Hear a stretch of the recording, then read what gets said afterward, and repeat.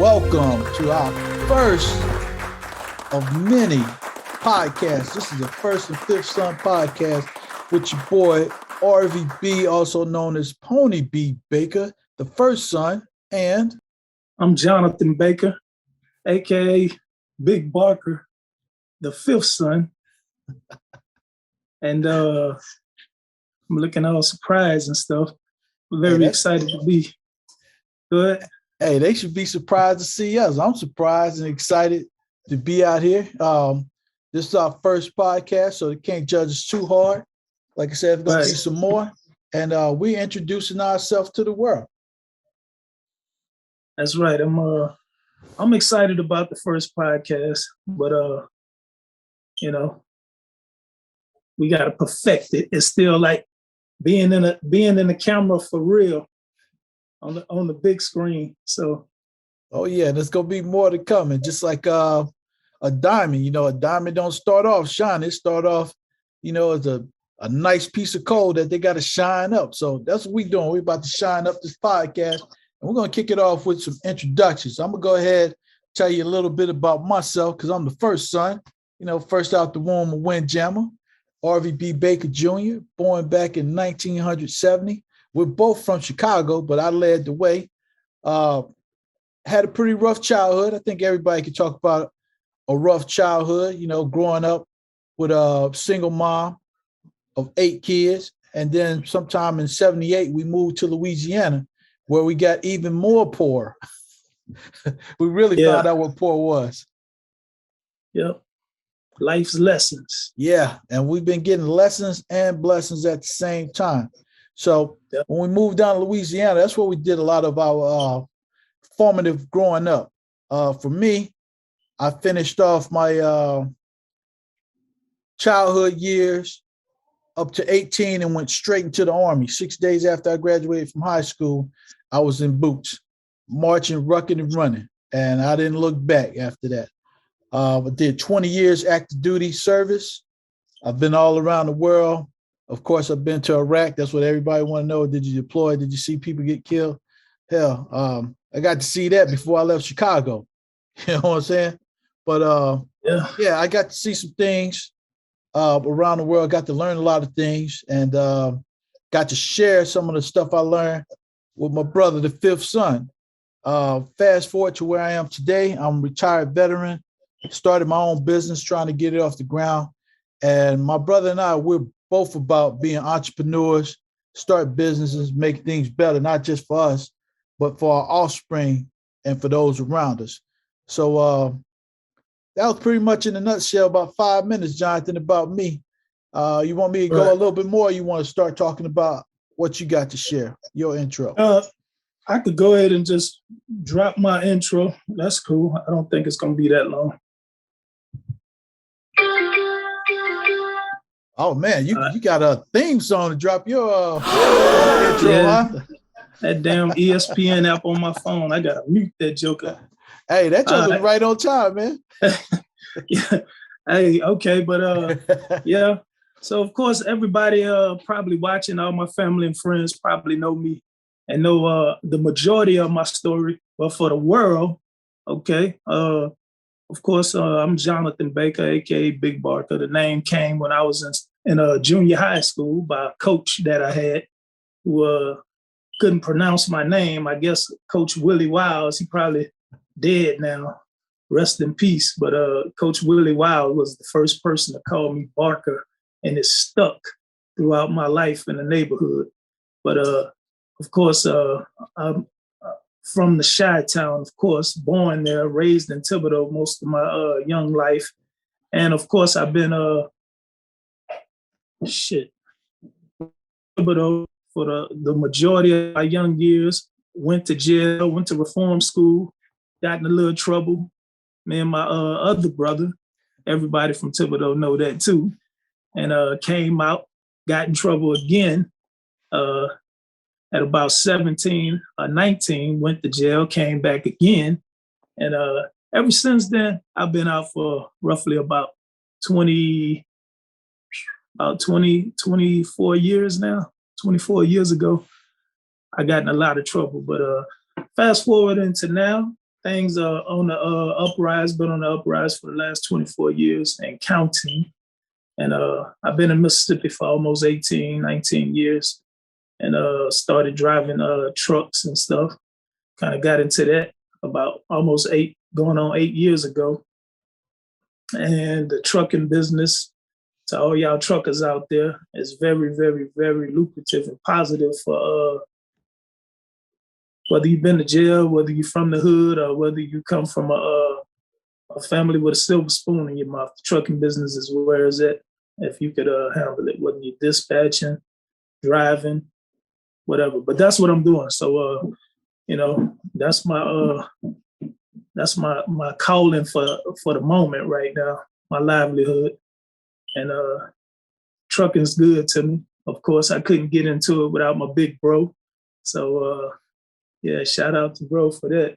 Oh, man, shout out to you to keeping it strong. And another extra shout out to those truckers out there, because whether people like it or not, the truckers are the lifeblood of our country. And we kind of found that out when things got stuck and they couldn't get stuff shipped in and all that stuff started going bare in those stores. So the truckers ain't moving. You need the truckers. Big truck drivers, for real. Box van drivers, flatbed drivers, step deck drivers, all of us important. Reefer drivers. Everything we got came there from the truck, from how you wash your hair to how you clip your toes. So everybody out there, if you're not a truck driver, thank a truck driver. And if you are a truck driver like my little brother, the fifth son, thank you, thank you, thank you. Yep. Definitely needed.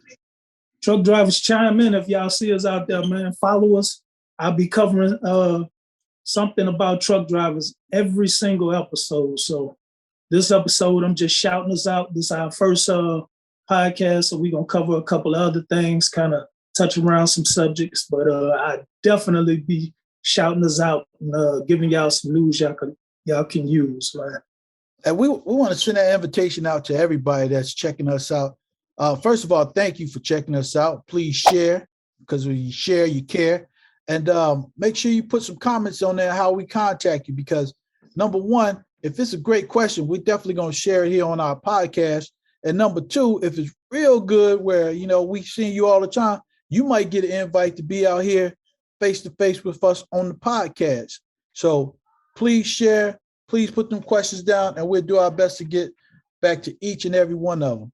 Now, we had a couple other things that we wanted to talk about. We wanted to get into music, but Jonathan, I was thinking, since we talked a little bit about Thibodaux, which is where we landed from Chicago, and the fact that you're representing Louisiana to the fullest, which you had on there.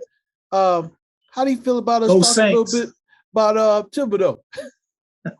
Yeah, we could run it a little bit about Thibodaux, the back in the days. As a matter of fact, remember back in the day when we was kids, how we used to get together. My mom used to get us out there and marching for the Black Parade, which was most of the time Martin Luther King Day, was a very big deal in our lives back in the day. Yeah, before they actually made it a federal holiday. Right, we was repping it long before. Now here's a little answer, Jonathan. If people in Thibodaux go do their research at the Daily Comic Archives, what you would find is a protest march starting from LaGarde Street to St. Charles Street and back. And there's a picture of people holding signs requesting King Holiday be a federal holiday. And guess who's in the picture? Us. Windjammer. Me. I got a green dot sheet shirt on with a black wooden fist on my chest. We were actually one of the first, if not the first, organized protest for MLK to be a federal holiday in Thibodaux, Louisiana. That's fact. Right. Or how the young kids say these days, no cap. Is that what they say? No cap. No cap. No caps, no hats, no beanies. I'm old. 51, I'll make fun of that stuff. Yeah. Hey, the no cap era. Another no cap is one of the first women, Black women, to run for mayor of Thibodaux Run for mayor is no other than number 52. Boom. Windjammer, Barbara Ann Baker Brown, Hell yeah. aka Barbara Baker Brown. Yes, sir. Barbara Baker Brown. Matter of fact, I don't know if she was going by Barbara Baker Brown back then or Smith, but now she wasn't. She was running. She wasn't. Running. Matter of fact, I was in Germany, and she sent me the pictures and stuff, and her lawyer, her counsel, and her advisor, Johnny Smith Smith, was making the buttons and stuff. Her only brother. Yeah.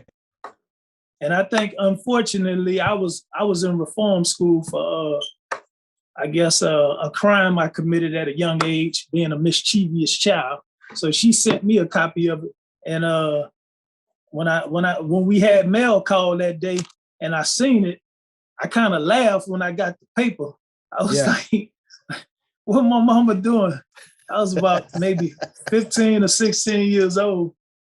I'm like, "What the hell? Mama running for mayor?" And the first thing I thought, "Oh shit, I might be getting out of here soon." I'm about to get my freedom. Hell yeah, give me free. Man, I want free like a mug. You know what I thought when my mom said that to me? What's that? This is the reason why we ain't scared of shit. You know, from me jumping out of planes to being down forever in the military, we get it straight from our mama. I mean, for somebody, you know, with no political background or upbringing, decide, you know what, I'm just gonna go run for mayor. Hell, I ain't got nothing better to do. No Who cut. gonna stop me? No cut. Who gonna stop me? Just a thought and decision made. Yeah. That's it. An idea and decision made. Yep, you got it right. Idea, decision made. No thought process, period. I got a good idea. I'm gonna run for mayor. Oh, it's done. Say less. Uncle Johnny down. He coming down with the printer paper and the suitcase filled with donuts. Shout out to my mama there, man, because they was fearless. And even though, I mean, on her level, how she was living, she didn't have much, but she had heart. And she really, truly believed in what she was doing at the time, you know. Man, I'm gonna go back like even further. No fucks given. No fucks given. I'm gonna go back even. No fucks. Because one of the good things about us is we got two mamas. Matter of fact, their birthday coming up. Shout out to Pee Wee and Lulu, Jamma and BB Bow. Before they were even doing that, when we first got down to Louisiana, Beverly was marketing the scene with the BB Bowl style show. Now you got to be original from Thibodaux to know about the BB Bowl style show. Ask your mama, ask your grandmama. They know about the twins. They know about the twins. A lot of people know about the twins. Yeah, all the way to White Castle, Labadeville, Donaldsonville. They know them twins, boy. Yep. Some good times back there, man. Yeah, we got a rich history in Thibodaux. Yeah, very rich history. We can also elaborate on some of the oldest clubs down there, the likes of Club Beatties, Hip Cat, Big Stuff. You know, all the old school people. Was it the Hot Spot? What other club was popping down there in Thibodaux? I think that's about it. Yeah, it wasn't too many clubs. That back of town section, you got to be, when you wanted to come to the club, you had to come cross town or back of town, basically. Yeah. Hey, if you was back there at the back, you had to point that finger to get that ride forward. And then point that finger to get on back. Yeah. Try to catch that ride. Yeah, back then, you know, it wasn't nothing for people to catch a ride and give a ride because we knew each other. We knew each other's families and stuff. So it wasn't like it was total strangers. Yeah, Thibodaux pretty small, man. It's a small hood and small city. Hey, Jonathan, huge impact. You know, I'm about to separate the young listeners from Thibodaux from the new listeners of Thibodaux with one phrase. You ready for it? Go ahead. Monkey Hill. Oh man, Monkey Hill. Hold up. I got one too. Hey, you got Monkey Hill. What about the Black Park? Oh yeah. Hey, Park. the what Black used to Pool. call it the Black Park. The Black Pool. Oh yeah, and the White Pool. Yeah. Cut through the graveyard to go to the White Pool. After they man. cut out the Black Pool. I'll tell you, man. And Duck. You remember Duck was the legendary lifeguard back there at the Black Pool. Man, look, Duck wasn't just a legendary lifeguard, man. And you know, we're gonna have to try to get him on here to talk, man, because I got him on Facebook as a friend. On Facebook, he just had a birthday and stuff. Too. But Duck was the first bodybuilder that I knew. You know, that joker used to be so cut up, man. He looked like Tony Atlas, bro. He was like the Thibodaux Tony Atlas. Hey, the only thing I remember is they used to make us swim sideways, length of the pool, so you could jump off the damn diving board. Yeah. If you couldn't swim from one end to the other, you can't jump. Get on the other side of the rope. Get on the other side of the rope. Back on the other side. Yeah. Man. That was the good old days. Yeah, we got some stuff that I really want to bring back up talking about Thibodaux. I think we're probably gonna spend most of our time talking about Thibodaux and get to the music. Look, I got one to reminisce. Remember back in the day, my mom used to do dress up like the Easter Bunny. Somebody used to dress up like the Easter Bunny for Easter in the Black Park. Yeah. And Bert, whoever used to be running from the kids back there. Yeah, that was one of the craziest things that we used to do back then. And back then, the old PJ. Shout out the old projects, man. Yeah, man. Projects. A lot of history went through before they had the new apartments built up back there closer to the park. I remember when I was real little. Now we're talking about the 70s. They used to have drag races down there. Yeah, I don't remember that. Though. They used to close the road off again. I'm 51 years young, so I got to see a lot of great stuff. And one of the things I got to see was them get them cars up there and drag race down in front of the Black Park. Yeah, what is that? MLK right there. They call it's MLK. Now, matter of fact, they call the park MLK. Me personally, MLK Park. Yeah, after Arcadia Park and all the other names you had. Me personally, I think that park should have been called CM Washington Park. That was something I wanted to talk about earlier. When I was a kid, I never knew that CM Washington was a woman, first of all. Went all through school. I just saw CM Washington. I thought Coach Washington, because I knew her grandson, he was my coach. But CM Washington was a woman. She was credited as the first educated Black woman in that area to start the Black school, which actually was on Narrow Street, right around the corner from where we lived down LaGarde Street. Now, here's another thing. That's good history right there. Oh, I'm gonna pull some more of that because we got our own Black history. But just in Thibodaux alone, Miss CM Washington, her grave site is in that cemetery that you was talking about. We used to cut through to go to the right there, White Pool stuff. Is right there. And I actually right there went up there and took St. Charles Street. I went over there and took some pictures and stuff over there. So maybe in the future podcast, we'll do a story just on that because CM Washington, that man, she was a powerful woman. And people try to stop her in South Thibodaux Elementary. They changed the school back to CM Washington High School, but when the schools were segregated, that was the Black high school. Right. That whole field back there was CM Washington High School's football field, and a lot of those old teachers were on the football team. Matter of fact, Daryl Buggish is related to CM Washington. That's his, I think, great-great-grandmother.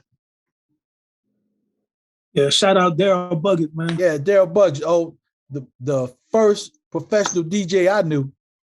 That dude used to make up some tapes. Right down the street. Yeah, Daryl Buggish. He was the man back in the day.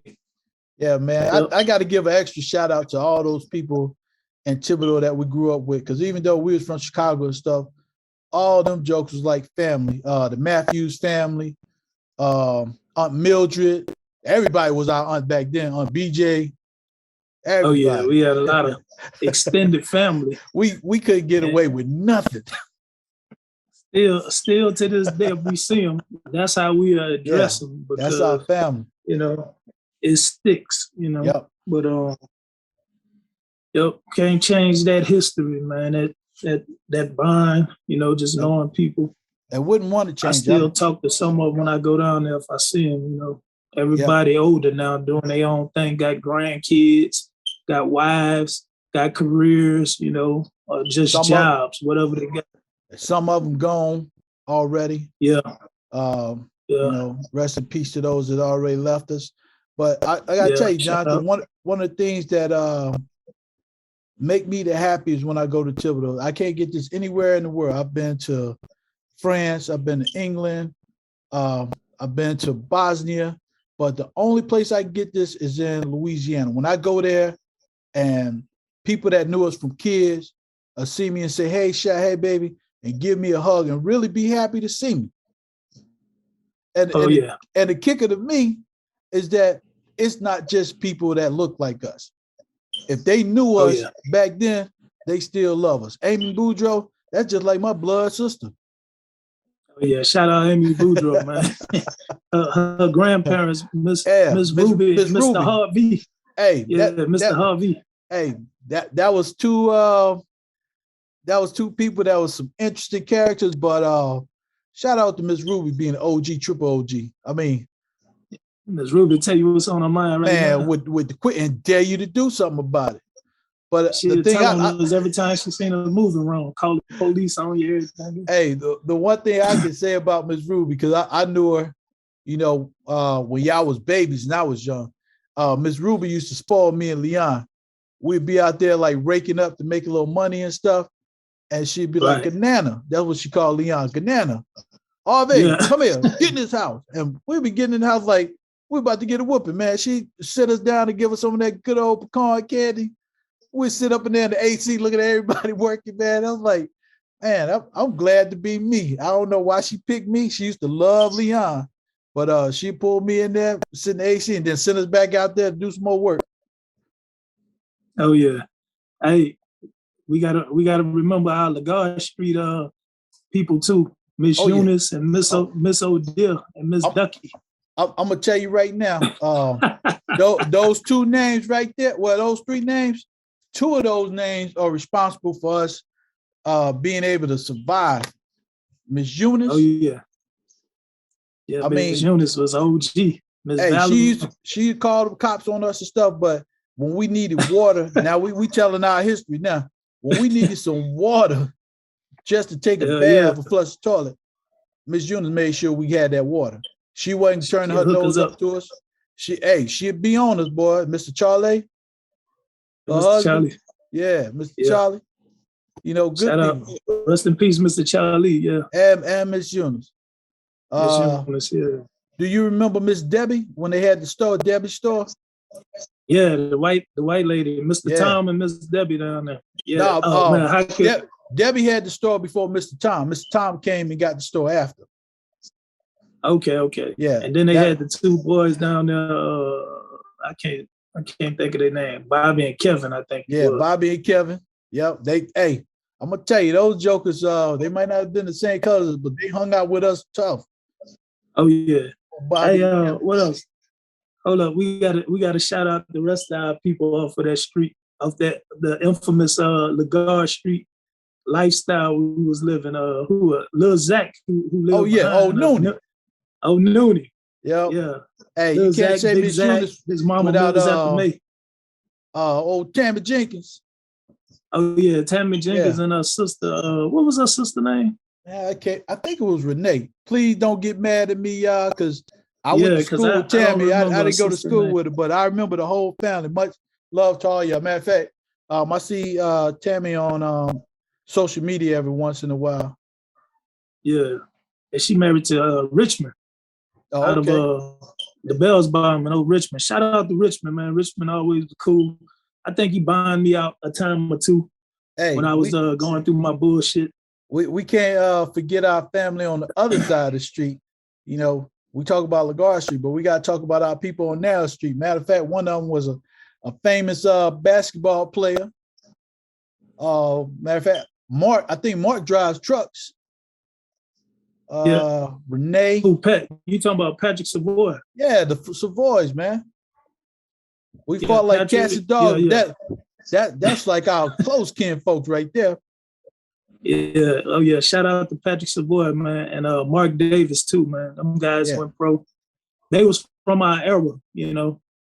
Mark Davis was like hella good, man. I must have got on the court at the Black Park with him, and he was out there. I think that was before he went to Tennessee. No, not Tennessee. Texas Tech, and he was out there shooting around.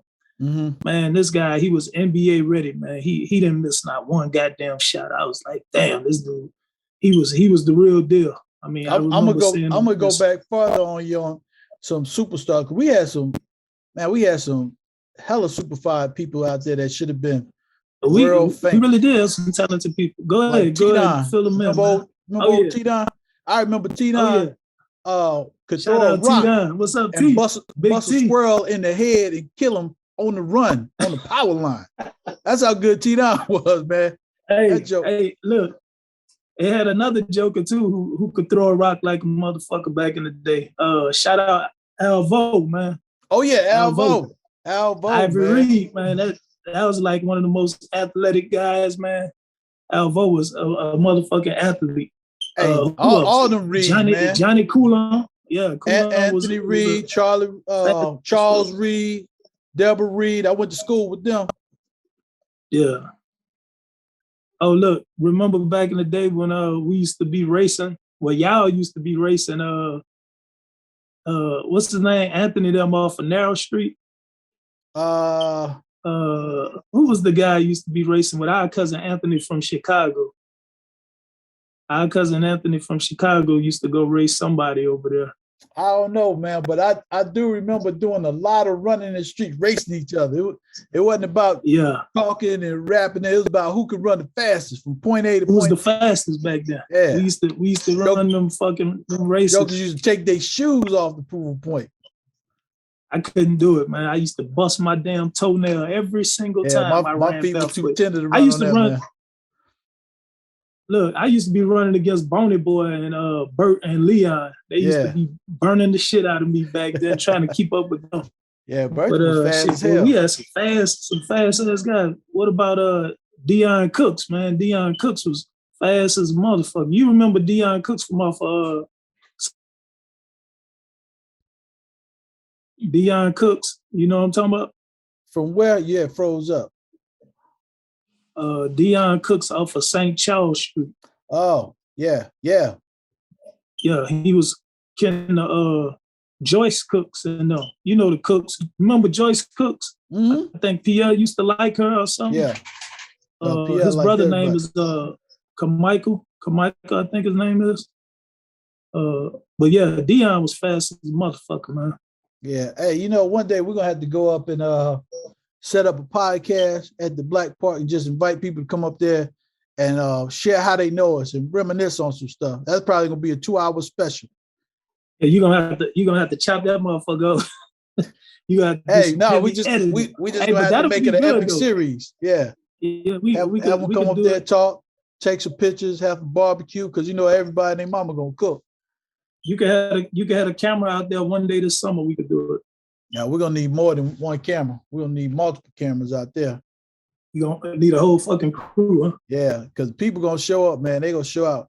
But one of the things I want to do, and I'm circling back to what I was talking about earlier, is I really want to put some more information and light on CM Washington, man. Right. I can't believe that history was not taught in the schools. Matter of fact, on LaGarde Street, they used to have a laundromat. And I remember back in the early 70s, it was a laundromat right behind AME Chapel Church. Right behind where Darryl Booker's and them lived at. But it was an actual washing and dryer place. And that was black owned. Yeah. And it was by the descendants of CM Washington. Right. Yeah, So, I remember seeing that little setup back there, but hell, once I got old enough to understand that shit had then got old and raggedy, like a lot of that shit had got. Of course, they was about to tear it down or whatever.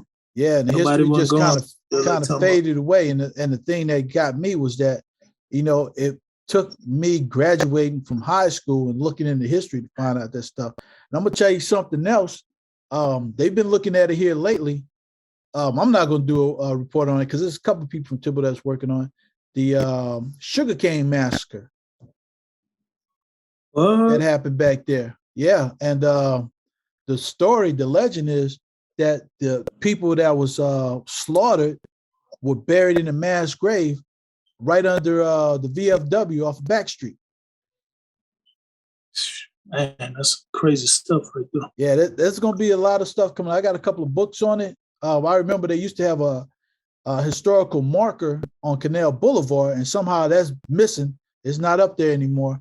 But they've been talking about it down there in Thibodaux, talking about showing their respects and stuff and doing a study on there. And I know a couple of people are actually working hard to do some crowdfunding. I'm gonna get the information next time we get on. I'll post that, tell people, put some money in there because we really need to know our history. The one thing that I've noticed about our communities is that our history is fleeting. It only takes like one generation for everybody to forget what happened 2 generations ago. Hell yeah. It don't take much to forget.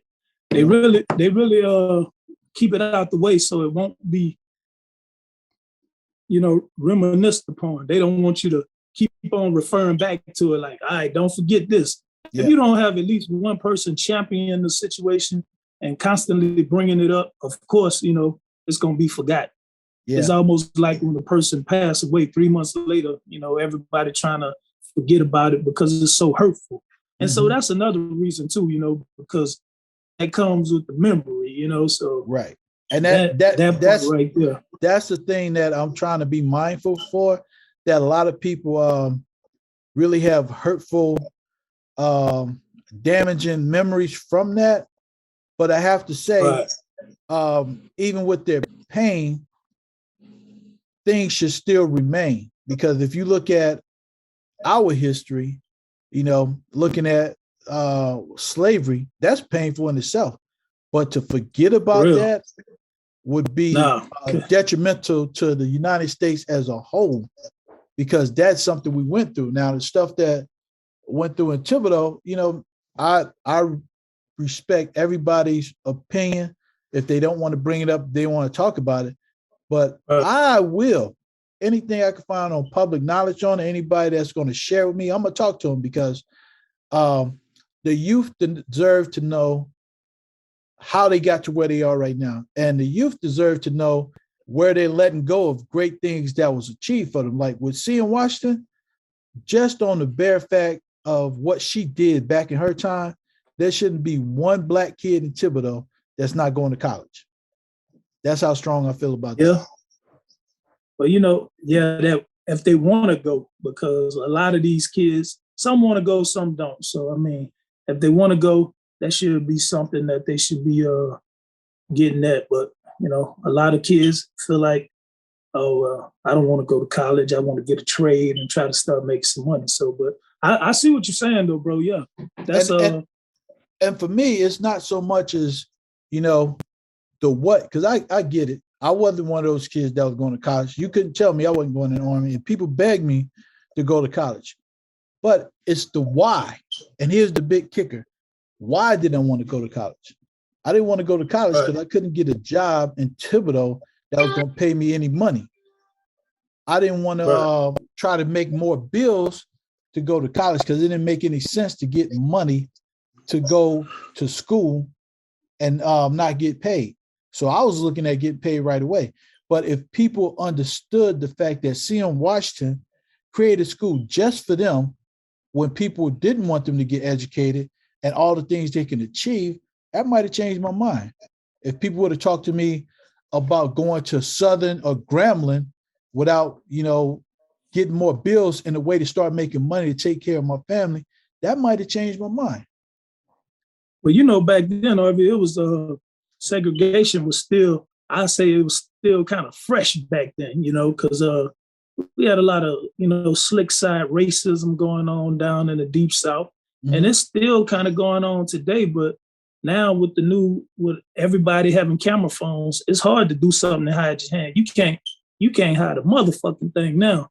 They so high tech now. You go through it. If you drive through a neighborhood, whatever route you took to get to a place to kill somebody, they could go from fucking street to street and check everybody's door cam and see how you came, what you had on when you passed when you came.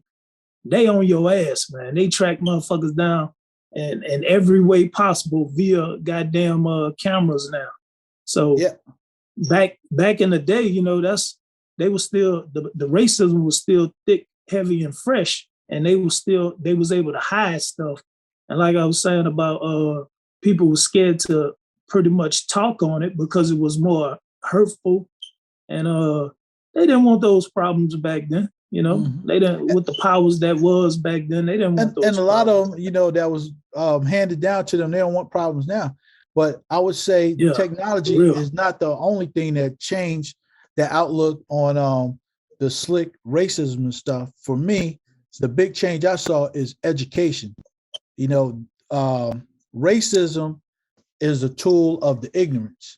It only works if people are ignorant to facts.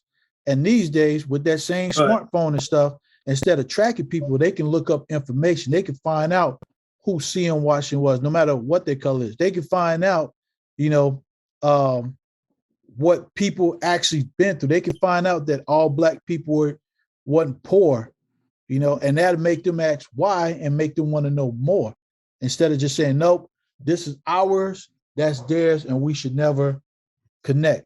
So the more knowledge we got, the less racism can exist. And that's the power kick I'm on. I'm not trying to say, hey, we need to get back because these people did stuff wrong, because real talk, they got a lot of people that's out there champion equality that's not from the hood.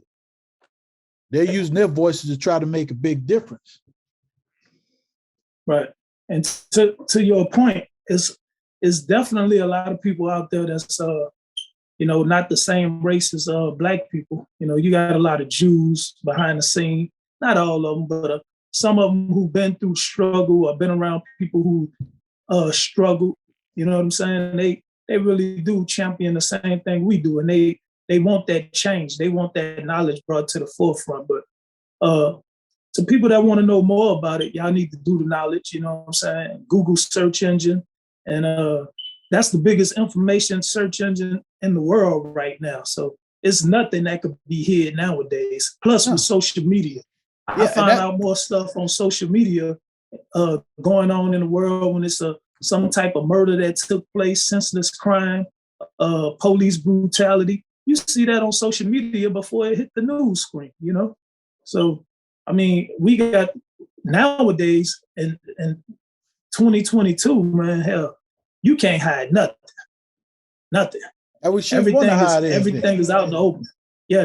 They want to hide it. I say some things still should be shown to some of these little kids. Some of these kids know too much about the world at a young age, but I'm all for people getting that knowledge by doing the Google. But the other thing I would say is I'm for people getting the knowledge by talking to each other. This is something that, believe it or not, I picked up when I moved to Louisiana, because in Chicago, you don't talk to nobody. If they're not from Chicago is a different pace. If they're not from your neighborhood, if you never seen their face before, you don't talk to them. When I moved to Louisiana back in 78, the first thing that blew my mind was people really wanted to know where I was from and how I look at things. And that to me was out. That changed everything for me. I remember being in third grade, and we had to color some Santa Claus for the outside wall, and everybody was coloring their Santa Claus with a red nose and rosy cheeks, and mine had an afro and was black. And they was like, "What the hell is that?" But they wouldn't asking that. They were surprised that I would have a black Santa Claus. So This started a conversation that to this day, some of those same kids in that classroom, we're still close friends because they didn't know. They didn't think that was even possible. So the more we can communicate and actually be honest with each other, the more learning to happen. And with social media, that just makes it even better. We're going to have to wrap it up here. We got about 2 more minutes. So is anything you want to cover down on or want to share, bless the world with your Joe knowledge? Now, I just want to say, I think this was a real productive first episode, man. You know, we got into the thick of the Thibodaux history, from which we basically live a large majority of our life. And I think that was good, man. Shout out to all the family and friends out there. Y'all check us out. We got more topics to come. And other than that, I don't have nothing else, bro. Well, like you, I got much love for Thibodaux. That's where we went after Chicago. That's where we grew up, and that's always going to be home for me. As a matter of fact, I got love for all of Louisiana. There's a lot of things that we're probably going to share later, and there's some things I can't share, but it's all love with the experiences that I had throughout Louisiana, from the top to the bottom. Right. But the one thing I do want to cover, Jonathan, before we go, is let's talk a little bit about our backdrop, man. I'm pretty sure people are looking at this and wondering, hey, what's that picture of you in the back doing? What's all that stuff behind Harvey? What's going on back there? So you want to first tell them about what you got in the back? Yeah, that picture back there is just like my new album cover for a song that I did. It's actually connected to a segment that's going to also be here on the First and Fifth Son podcast. The Where That Weed At segment is going to be shining light on all of the states in this great country that I've had the opportunity to go to all of them, except I think I hadn't been to Colorado and Utah, not yet. But I might, if the money right, I might go there. But anyway, so the Where That Weed At, the Where That Weed At soundtrack is going to be played during the segment of me elaborating on all of these different states that's legalized marijuana. That's what I wanted to tell y'all about that. And that's why I got the picture up, because I had to put it out as a single so that the song could be put on all the platforms and stuff like that, and make sure it's copywritten once we start using it here on the First and Fifth Son podcast, so nobody won't steal it. So y'all look out for that, all the weed enthusiasts out there, everybody that like to smoke. And hopefully I'll be elaborating on Louisiana and Mississippi finally legalizing marijuana in these states, man, because these people want to get high, and we also need it for the research and the meds for all the people that need it. The the PTSD, right? Yep. PTSD. All the PTSD folks out there that need the marijuana, whether they've been to the military or they just come up from a real anybody that been through Katrina got PTSD. Yeah, Katrina. Yeah, I'm not a PTSD. doctor, but I'm telling you, they probably got PTSD. Very traumatizing. So the recreational use of marijuana, the wonder drug. I use the CBD all for my back or my hands when I'm out there working, because I drive a flatbed truck and it's legal, I mean, and urine screen, and it don't come up. They take hair. It does not come up, but it makes the body 47 years old. Like I said, I may hurt, pull a muscle, tweak a muscle, hurt my back. That's what I use, CBD, and it's very legal. So that's why I want to shine light on marijuana. And it's a guide, and it's one of those good wonder drugs, if you ask me. So shout out to Louisiana, Mississippi. Well, what else, bro? Talk about your background. Man, I'm looking forward to that weed conversation. I'm gonna talk about it as far as like capitalism and clearing out the prison cells and stuff. But I'll go ahead because we got a little time about my background. as you can see, it's about hip hop. Now, I'm gonna talk about hip hop, not from where you got the 90s and what we got going on today. And I'm not shining any ill will to any of them because they're making money, they're keeping the culture alive. I want to talk about the beginnings of hip hop. And if you look at my picture right here in the back, it's significant. I'm gonna talk about the artist later, but the main thing about that picture is this dude is doing the windmill for the first time in 1981. The windmill changed the game in breakdancing. And I'm gonna talk about how the windmill and a lot of innovative things that came from hip hop changed the world, because hip hop is a culture that is worldwide, it's global, no matter where you go. And I've been to places, Japan, they got hip hop there. Korea, they got hip hop in the colleges. And everybody looks back to New York to where the beginnings of hip hop started. So I'm definitely going to talk a lot about hip hop, but back to the old school with cardboard and the Adidas and the Kangos, because that's a culture, again, that can't be forgotten. It cannot go to the wayside and people forget where it started from, because it's a rich history. It's an American history. So I'm gonna leave off with contest in Thibodaux. Oh yeah, hey, another shout out to Wheels Are Rolling. Wheels Are Rolling, yeah. Over there at Shreva.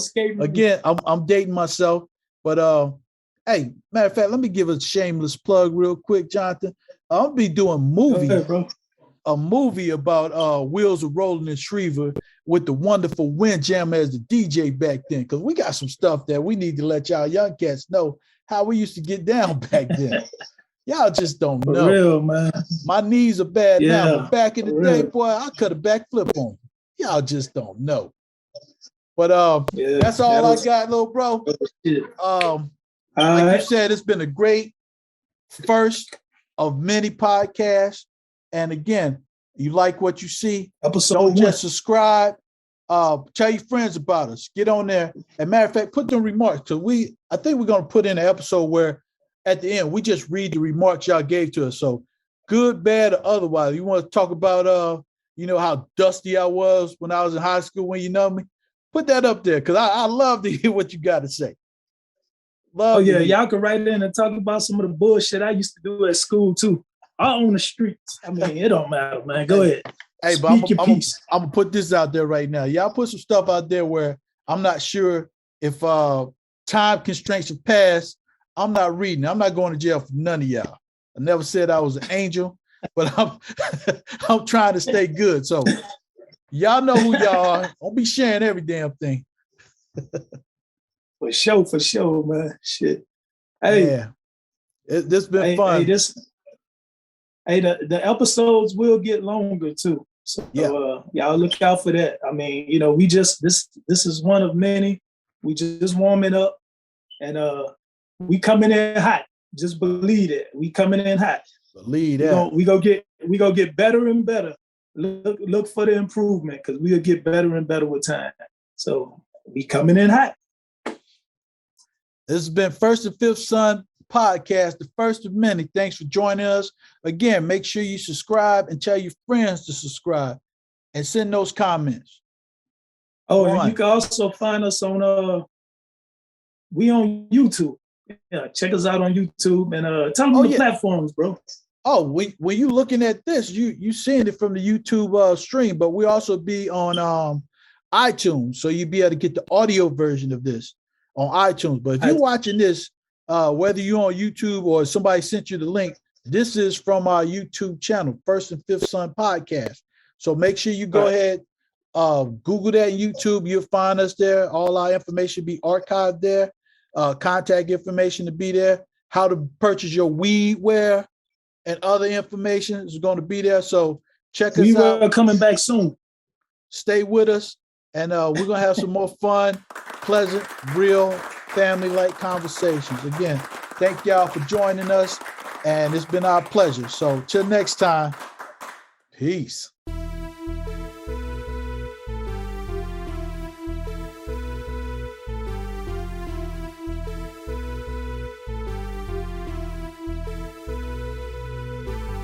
Where that weed at? Where them trees at?